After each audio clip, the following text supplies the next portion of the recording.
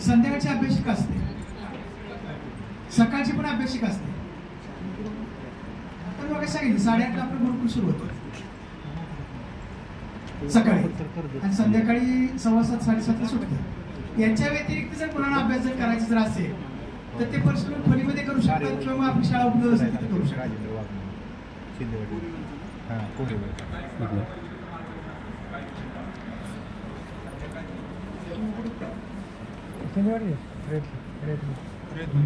ज्युनियरला English non grammar.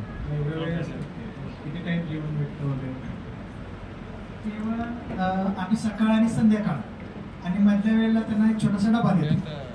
सकाळी नाश्त्यामध्ये variety असते, पोहे, शिरा, मला ते इडली बिडली राशीनची तिथं आंबालिका कारखान्याच्या आता यादीत नाव आहे. चांगलं आहे. हो विषय होय चांगलं. सायन्सचे होते 75 जागा सायन्सचे होते. म्हणजे आज भाजी काय करायची, शेवगा करायचा का वांग करायचं, बटाटा डाळ काय उपलब्ध असेल त्याच्यावर.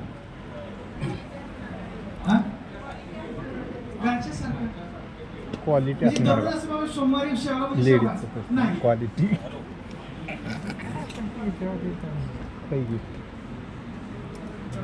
म्हणून मर्यादित संख्या हो. हो ओळखायचं कसं कितीची बॅच करते? 50 मुली आहे पण पालेभाज्या पण वापरल्या पाहिजेत. पालेभाज्यावर फवारणी केलेली आहे का नाही ते आपल्याला नाही समजणार. आता आम्ही बाजारात जातो का नाही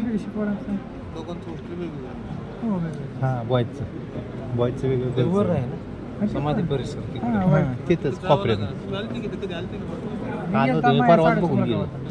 माझं काम होतं. हां चांगलं आहे. मुलांना पण विचारलं मी चांगलं म्हणलं. पवित्र पोल्ट्रीमधलं आमच्याकडे 5-6 जण आले आता आमच्या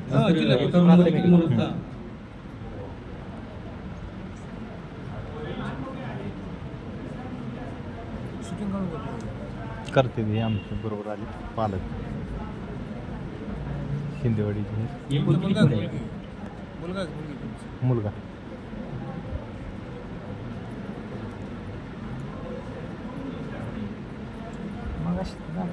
असं आवाज येत नाही.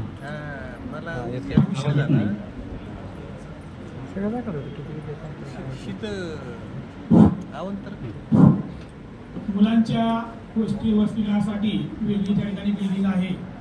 त्या मुलांच्या वसतिगृहामध्ये 10 ते 11 खोल्या आहेतच. त्यामधल्या इयत्ता 8वी 9वी आणि 10वी एकूण 90 मुलं असतात. 90 मुलांमध्ये त्या ठिकाणच्या 10-11 खोल्यांमध्ये ती मुलं 8-9 मुलं बसवलेली आहेत. काही लहान खोली असेल तर तिथं 7 मुलं सुद्धा असतात. मुलींचे सुद्धा त्या पद्धतीनेच 60 मुली एकूण असतात. 60 मुलींना त्या पद्धतीनं 8-9 खोल्या तिथे सुद्धा आहेत. ते शाहूश्रीच्या वरचा मजला जो आहे तिथे त्या ठिकाणच्या खोल्या लाईननं तिथं आहेत. तिथंच त्या ठिकाणी अटॅच त्या खोल्यांनाच त्यांना WC सुद्धा तिथेच त्या ठिकाणी अवेलेबल आहे.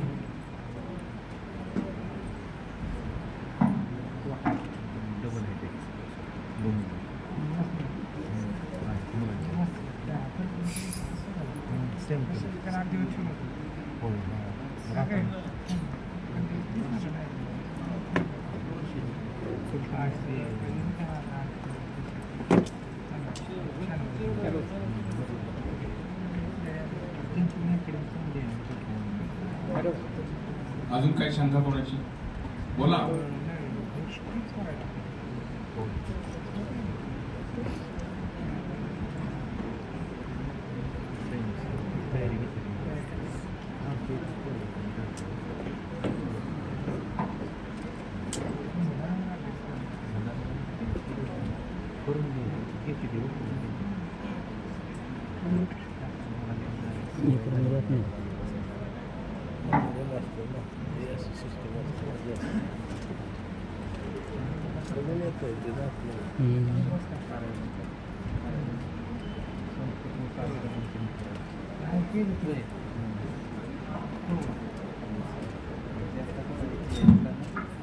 सर्वांना नमस्कार.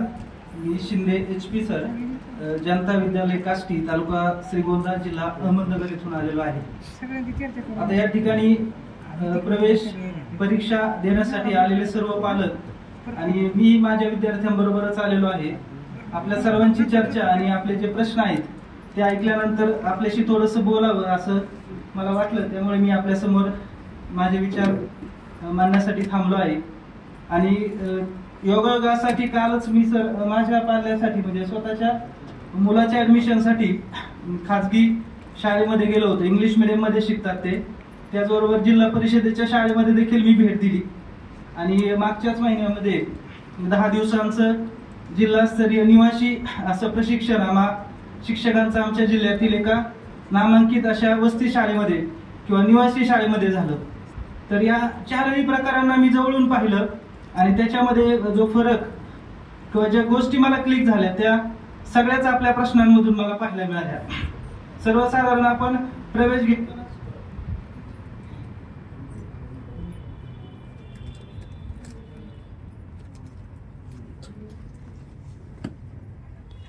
आपल्या डोळ्यासमोर जो पहिला प्रश्न निर्माण होतो तो फीच्या संदर्भामध्ये असतो. तर ती फी बऱ्याचदा पालकांची खूप इच्छा असते. प्रत्येकाला वाटतं की माझा पाल्य खूप चांगल्या पद्धतीने शिक्षण त्याने घ्यावं, भविष्यामध्ये आपल्या पायावरती उभं राहावं.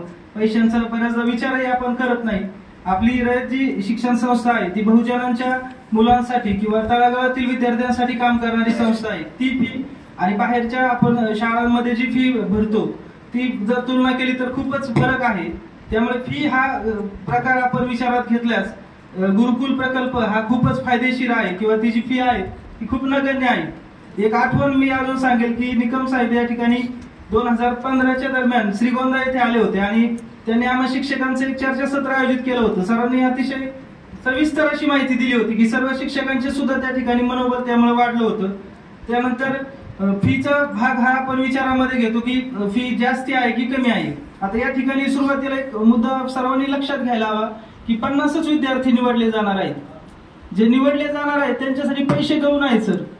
असे आता आम्ही आलो तर आमचे पाल्य तयार आहेत, दुप्पट आम्ही रक्कम द्यायला तयार आहोत, पण प्रवेश मिळणार नाही. फक्त 50च जे भाग्यवान आहेत किंवा त्यांच्या बौद्धिक क्षमतेनुसार त्यांना निवडलं जाणार आहे. म्हणजे प्रवेश 50 जणांना मिळणार आहे. त्या 50 जणांसाठीचे बाकीचे प्रश्न मग निर्माण होतात की त्याला इथं करमेल का, त्याची राहण्याची व्यवस्था ठीक असेल का, जो वेळ आहे किंवा दिलेला दिनक्रम आहे तो त्याच्यामध्ये सूट होईल का.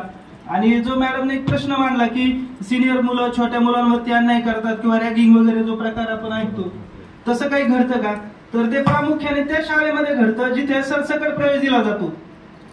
कारण की education is a business. The view about education is only business. There is a no think about education or any kind satisfaction of students also their parents. म्हणजे पालकांचं पाल्यांचं समाधान होणं हा हेतू कमी राहतो तिथे. फक्त फी भरा, येऊन बसा, म्हणजे अगदी वेगळ्या पद्धतीने तो अनुभव असतो. त्यामुळे आपला पाल्य इथं निवडल्या गेल्यानंतर नक्कीच तो चांगल्या पद्धतीने शिक्षण घेणार आहे.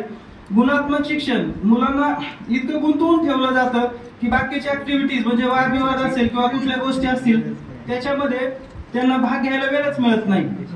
त्यानंतर क्रीडाच्या बाबतीमध्ये म्हणाल तर काही ठिकाणी फक्त क्रीडावरती भर दिला जातो. म्हणजे कोचिंग केलं जातं, बाहेरचे कोच नेमले जातात, खेळाचा सराव घेतला जातो. मग ती खेळामधली मुलं इकडे अभ्यासामध्ये चालतील असं नाही.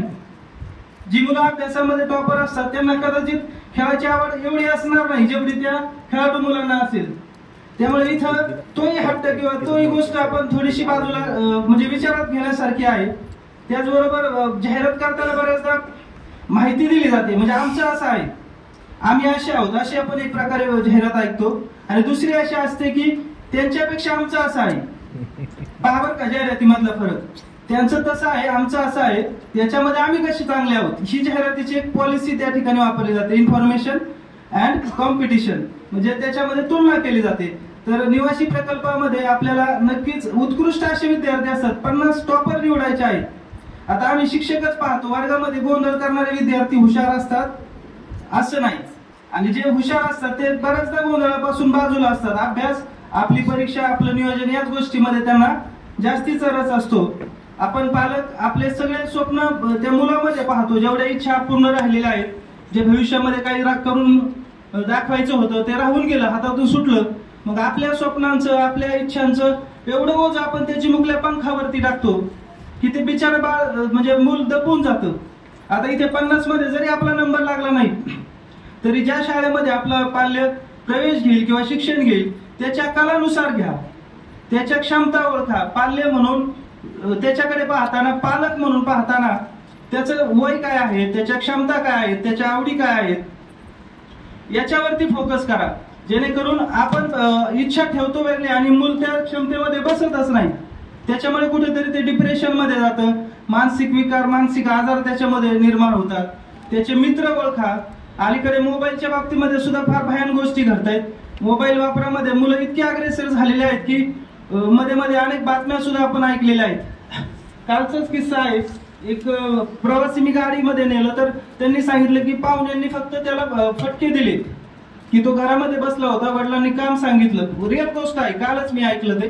आणि त्या मुलाने ते ऐकलं नाही आणि मग पालकांना राग आला. पालकांनी 9वी 10वीचा तो विद्यार्थी असेल त्याला थोडस फटके दिले आणि तो राग आल्यानंतर त्या मुलाने पॉइझन घेतलं, म्हणजे थोडस वेगळ्या कलाकडे गेला. म्हणजे इतक्या टोकाच्या निर्णयापर्यंत मुलं येत आहेत. म्हणजे यश आणि अपयश सुद्धा पचवायला आपण शिकवलं पाहिजे. जीवनामध्ये शिक्षण, पदवी, नोकरी, उत्कृष्टपणा या गोष्टी जेवढ्या महत्वाच्या आहेत त्यापेक्षाही महत्वाचं माणूस होणं ही गोष्ट आहे. आपल्या आई वडिलांबद्दल, आपल्या समाजाबद्दल, आपल्या परिसरातील सगळ्या घटकांबद्दल आस्था राहणं हे सुद्धा तेवढंच आजच्या काळामध्ये गरजेचं झालेलं आहे.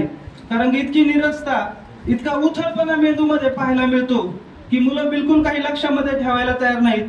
त्यांच्यामध्ये नवीन प्रक्रिया किंवा काही गोष्टी घडवून आणण्याचा सुद्धा त्यांच्यामध्ये इच्छा राहिलेली नाही. सगळं रेडीमेड मिळत आहे.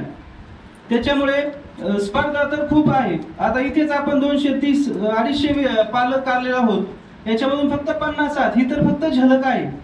स्पर्धा परीक्षेचे आकडे आपल्याला माहिती आहेत. एमपीएससी, यूपीएससी मध्ये लाखांमध्ये आकडे आहेत. त्या लाखांमधून काही शेकड्यामध्ये 50, 20, 40 जागा त्या ठिकाणी घ्यायच्या आहेत. म्हणजे अजून जगाचा किती मोठा पसारा आहे याची कल्पना येण्याआधीच आपली मुलं जर कुठेतरी हिरमुसत असतील, कुठेतरी यापासून बाजूला जात असतील तर मग हे आपल्या जीवनाचं थोडस विचार करण्याचं क्षेत्र म्हणावं लागेल. म्हणून डोळेचपणे फक्त शेजाऱ्याच्या मुलाने तिथे ऍडमिशन घेतलं, एवढी फी भरली, भावाचा मुलगा चांगल्या शाळेत जातो, आमक्याचा मुलगा इकडे शिकतो मग तोही शिकला पाहिजे असं नाही. खेळामध्ये जर मगाशी म्हटलं मी, जर उत्कृष्ट असेल ना तर नक्कीच त्याला खेळाचं शिक्षण द्या, त्याचं पूर्ण त्याच्यामध्ये 100% द्या. तो नक्कीच भविष्यामध्ये खेळाडू बनू शकतो.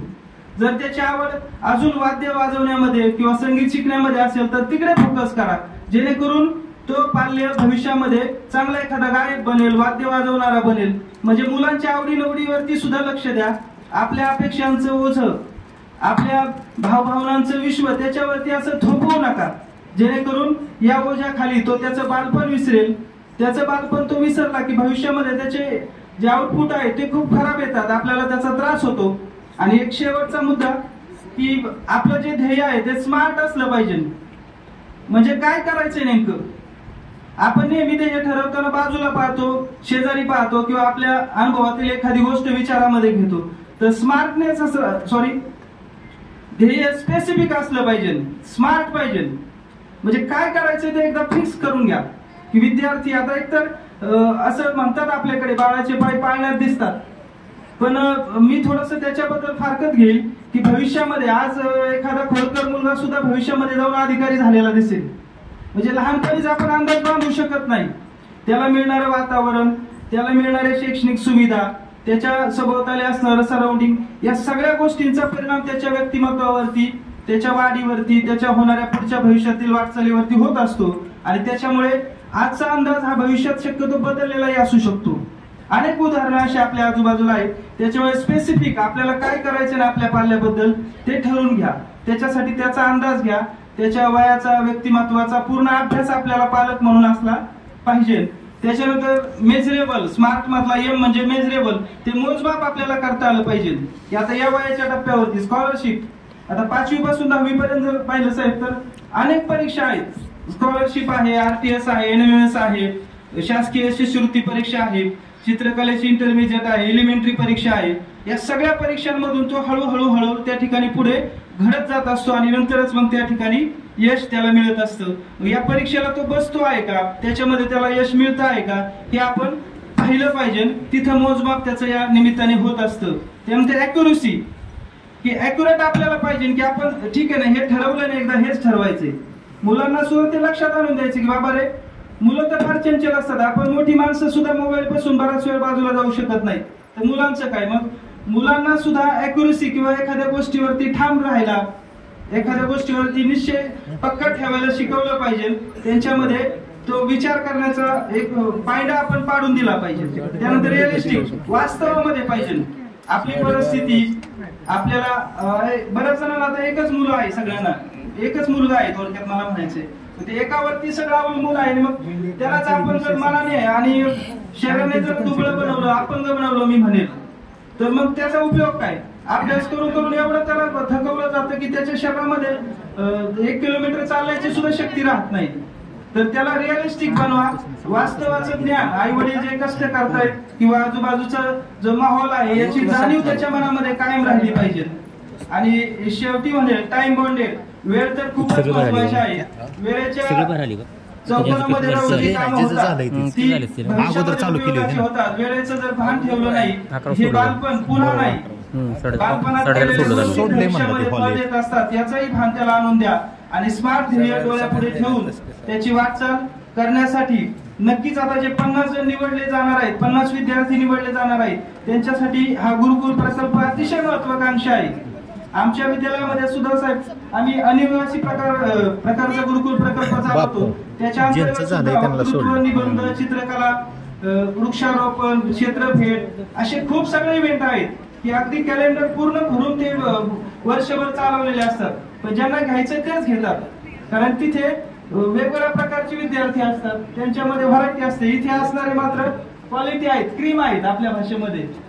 जसं दूध, 1 लिटर दुधामध्ये जी क्रीम आहे ते दुधाचं आणि क्रीमचं मूल्यमापन होणार नाही, तसं क्रीम आहे ज्याचा नंबर लागेल तो नक्कीच इथे विकसित होईल. त्याच्या भविष्यामध्ये तो नक्कीच उच्च पदावरती गेल्याशिवाय राहणार नाही.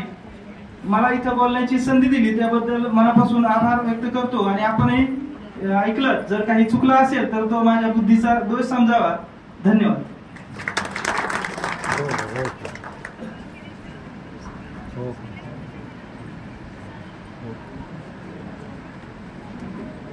ज्यांची झाली एकदम